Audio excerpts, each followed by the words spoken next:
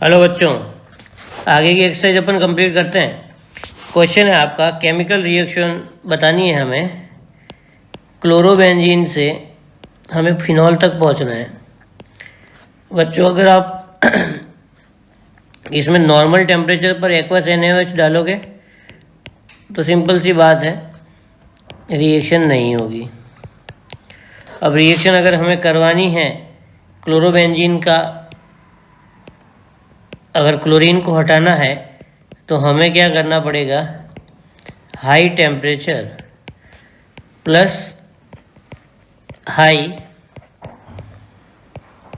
Pressure पर heat करना पड़ेगा। टेम्परेचर अराउंड 623 केल्विन और प्रेशर अराउंड 300 ATM। क्लियर? तब जाके क्या बनेगा, फिनॉल। क्लियर? इसके बाद 11.11 ये क्वेश्चन ये बता रहा है कि इथीन से इथेनॉल बनाना है। ठीक है, उसका मैकेनिज्म बताओ। तो CH2 CH2 में अगर अपन डाल देते हैं डाइल्यूट H2SO4 तो एडिशन ऑफ वाटर हो जाता है। तो क्या बन जाएगा भाई प्रोडक्ट, एक H इधर जुड़ गया और इधर क्या जुड़ गया, OH, तो बन गया इथेनॉल। क्लियर? इसका मैकेनिज्म देखते हैं। तो सबसे पहले बच्चों H2SO4 जो होगा वो आपको H+ देगा और क्या बनेगा इधर, H++ HSO4 माइनस। क्लियर? अब आपके पास इथीन रिएक्शन करने को तैयार है। स्टेप 1 में इथीन की रिएक्शन H+ से कराएंगे तो ये इसको ट्रैप करेगा, और जैसे ही ये इसको ट्रैप करेगा बच्चों तो यहाँ पे कार्बोकेटायन बन जाएगा CH3CH2+। क्लियर? अब इस स्टेप में आपके पास कार्बोकेटायन रेडी है और डाइल्यूट H2SO4 लिया है, तो मतलब इस पर अटैक किसका कराएंगे अपन, वाटर का। तो वाटर का सिंपल सा अटैक हुआ इस पर, तो प्रोडक्ट क्या बना, CH3CH2O, ऑक्सीजन पे प्लस चार्ज आया, ऑक्सीजन का प्लस चार्ज ये अपना इलेक्ट्रॉन दे देगा और यहाँ से क्या निकल जाएगा बच्चों, H+। या फिर एकदम स्टेप 3 लिख दें मैं अगर, तो क्या हो जाएगा, CH3CH2, यहाँ से क्या निकल जाएगा बच्चों,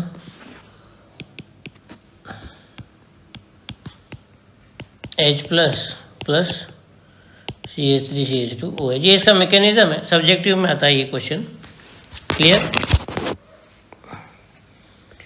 क्वेश्चन नंबर, अब बात करते हैं 11.2 की, 11.12 सॉरी। तो 11.12 की बात करते हैं अपन।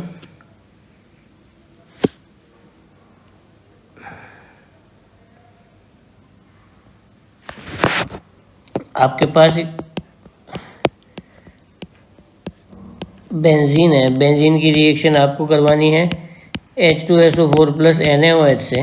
ठीक है, तो जब ये सिचुएशन आएगी बच्चों तब अपने पास क्या आ जाएगा, SO3H। अब सिंपल है, ये सल्फोनेशन हो गया इसका। सल्फोनेशन होने के बाद जब आप इसको गर्म करते हैं NaOH की प्रेजेंस में, तब SO2 बाहर निकल जाएगा बच्चों, और सिंपल सा आपका क्या बन जाएगा, फिनॉल। ये मेथड ऑफ प्रिपरेशन फिनॉल में अपन पढ़ते हैं वाया सल्फोनेशन। क्लियर? इसमें कोई ज़्यादा डिफिकल्टी नहीं है। अब आपके कन्वर्जन का क्वेश्चन है 11.13। 11.13 क्या कह रहा है देखते हैं। हमें बनाना है 1 फिनाइल इथेनॉल। तो इथेनॉल का फॉर्मूला क्या होता है बच्चों, ये अब इसमें 1 फिनाइल है बच्चों, तो ओके, तो 1 फिनाइल है अगर यहाँ पे, तो यहाँ पे फिनाइल ग्रुप जोड़ना पड़ेगा। हमें ये बनाना है फ्रॉम सूटेबल एल्कीन। ठीक है, बना लेते हैं। तो हमें एल्कीन भी ये लेना पड़ेगा, CH2CH, और यहाँ पे क्या लेना पड़ेगा बच्चों, PH। अब इसमें अगर आपको ये बनाना है तो इसमें आप डाल दोगे डाइल्यूट H2SO4। जैसे डाइल्यूट H2SO4 डालेंगे तो क्या होगा, इधर OH जुड़ जाएगा, इधर H जुड़ जाएगा। दूसरा हमें बनाना है साइक्लोहेक्साइल मिथेनॉल। ओके, हमें बनाना है साइक्लोहेक्साइल। पहले बना लेते, ये फर्स्ट पार्ट हो गया बच्चों, ये हो गया सेकंड पार्ट। तो साइक्लोहेक्साइल मिथेनॉल, मिथेनॉल का मतलब हो गया बच्चों CH2OH। Okay, from SN2 reaction हमें बनाना है, ठीक है।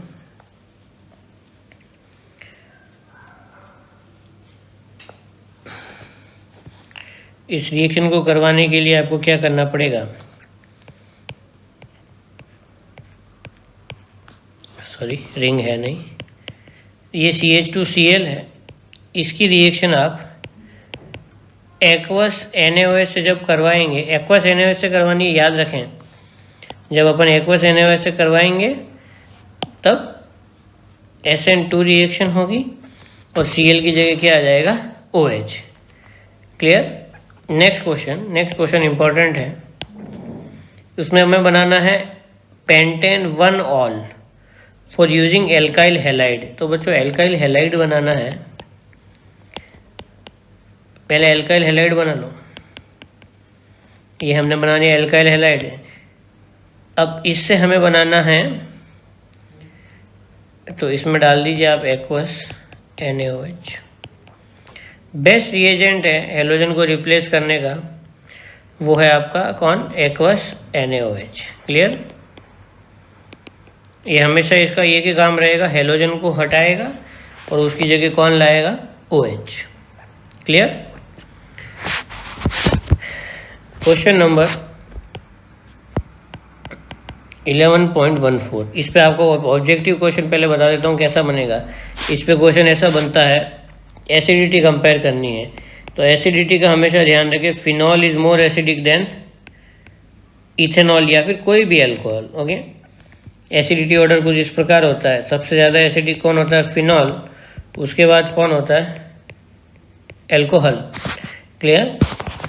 तो हमें कंपेयर करना है फिनॉल की एसिडिटी इथेनॉल से। ओके, तो हम कंपेयर करते हैं बच्चों, ये फिनॉल है,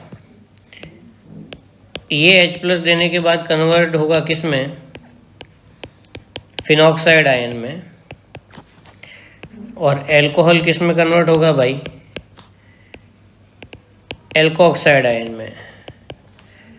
तो फिनॉक्साइड आयन किस में स्टेबलाइज है, रेजोनेंस स्टेबल।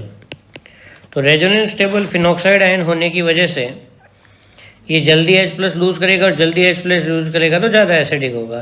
तो आंसर लिखेंगे due to stability of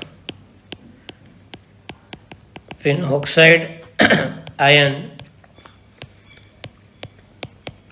due to resonance it is more acidic than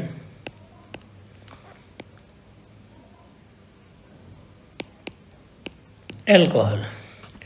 जबकि अल्कोहल में क्या है, alkoxide ion, no resonance. Simple, आपको यही उत्तर लिखना है। क्लियर। उसके बाद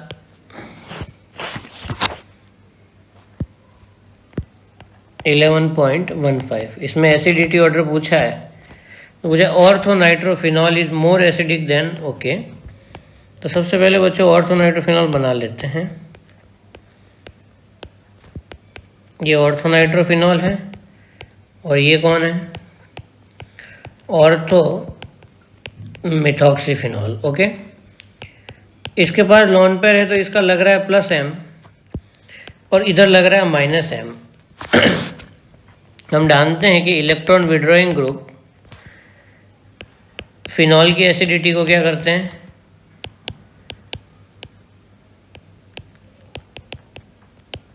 एसिडिटी को इंक्रीज करते हैं। वो ऐसा क्यों करते हैं, क्योंकि ये H+ देने के बाद बनेगा नेगेटिव आयन, वो स्टेबलाइज होगा -M से, और ये होगा जो फिनॉक्साइड आयन यहाँ बनेगा ये होगा प्लस एम से अनस्टेबल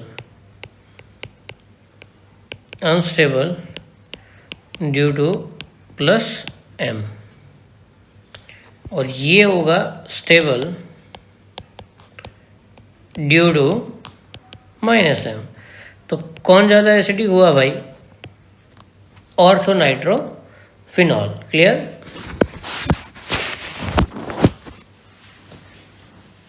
इजी क्वेश्चन है सारे। उसके बाद 11.16 की बात करते हैं। इसने पूछा है कि अगर बेंजीन के ऊपर OH रिंग अटैच्ड है तो उसका नेचर कैसा होगा, देख लेते हैं भाई। सबसे पहले हम जानते हैं कि OH का अगर नेचर है तो वो 2p ओवरलैपिंग का इलेक्ट्रॉन डोनेट करेगा। तो यहाँ पे कैसा फोटो बनेगा?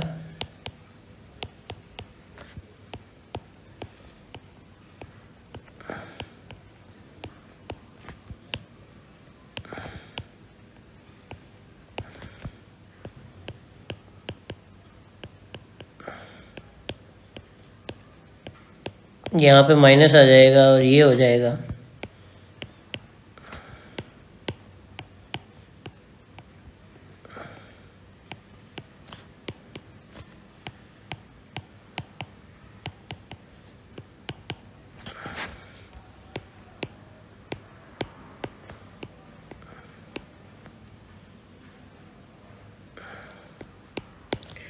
तो ये जो है OH रिंग की इलेक्ट्रॉन डेंसिटी बढ़ा रहा है। इलेक्ट्रॉन डेंसिटी कहाँ बढ़ा रहा है बच्चों? इलेक्ट्रॉन डेंसिटी बढ़ा रहा है ये ऑर्थो और पैरा पे। तो क्योंकि ये बेंजीन रिंग पर जो ग्रुप अटैच है वो इलेक्ट्रॉन डोनेट कर रहा है, और इलेक्ट्रॉन डोनेट कर रहा है इसका मतलब रिंग को क्या कर रहा है? ये एक्टिवेट, और एक्टिवेट कर रहा है। इस वजह से OH का नेचर कैसा होगा बच्चों? एक्टिवेटिंग। तो ये सवाल जब आए तब हमें ये करके आना है, पांचों रेजोनेंट स्ट्रक्चर बनानी है, और उसके बाद क्या करना है आपको? सिंपल सी बात है, ये एक्सप्लेनेशन लिखना है कि ये बेंजीन रिंग को एक्टिवेटेड करता है। क्लियर? उसके बाद अपन 11.17 क्वेश्चन लेते हैं।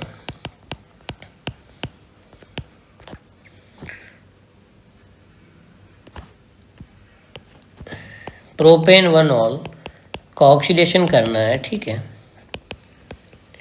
The presence of KMnO4 OH-, ठीक है। ये एक ऑक्सीडाइजिंग एजेंट है, ये oxidizing agent strong oxidizing agent है। तो स्ट्रॉन्ग ऑक्सीडाइजिंग एजेंट एल्कोहल को किस में बदलता है भाई? एल्कोहल को बदलता है एसिड में। और वही अगर माइल्ड ऑक्सीडाइजिंग एजेंट होगा तो वो किस में बदलेगा? एल्डिहाइड में, जो PCC काम करता है वो अपन पढ़ेंगे आगे। नेक्स्ट रिएक्शन है जो सिंपल NCERT की रिएक्शन है, फिनॉल की रिएक्शन हमें करानी है Br2 से in the presence of CS2। याद रखिएगा CS2 आने से कहानी पूरी बदल गई है। CS2 एक नॉन पोलर सॉल्वेंट है, तो इसकी वजह से क्या होगा? यहाँ पे हमें दो प्रोडक्ट मिलेंगे, एक मिलेगा ऑर्थो वाला प्लस दूसरा मिलेगा पैरा वाला। क्लियर? तीसरा है फिनॉल प्लस डाइल्यूट, ये आपको याद करवाई गई थी ये रिएक्शन और टीचर्स ने बताई होगी। डाइल्यूट HNO3, डायरेक्ट आपने इसमें HNO3 डाल दिया तो आपको एक बहुत ज़्यादा एसिडिक प्रोडक्ट मिलेगा, उसका नाम क्या होगा? पिक्रिक एसिड या फिर 2,4,6 ट्राइनाइट्रोफिनॉल। क्लियर? नेक्स्ट है इसकी, ये भी एक नेम रिएक्शन छुपी हुई है इसमें। जब फिनॉल की रिएक्शन क्लोरोफॉर्म से करवाते हैं, जब फिनॉल की रिएक्शन क्लोरोफॉर्म से आप करवाते हो प्लस इसके साथ क्या डाल देते हो? NaOH या KOH, तो आपको प्रोडक्ट कुछ इस प्रकार मिलता है। ऑर्थो पे कौन सा ग्रुप अटैच हो जाता है? CHO, तो हमारा प्रोडक्ट क्या बनता है? Salicylic acid. क्लियर? इजी है ये रिएक्शन बच्चों, कोई आपको प्रॉब्लम आनी नहीं चाहिए इसमें, है ना।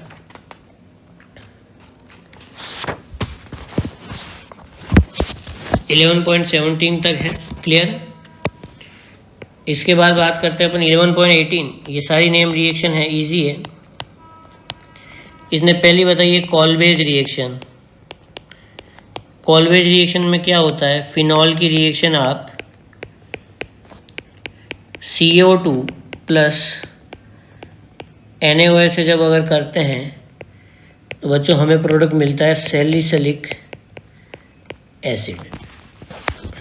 क्लियर। तो उसके बाद इसने पूछा है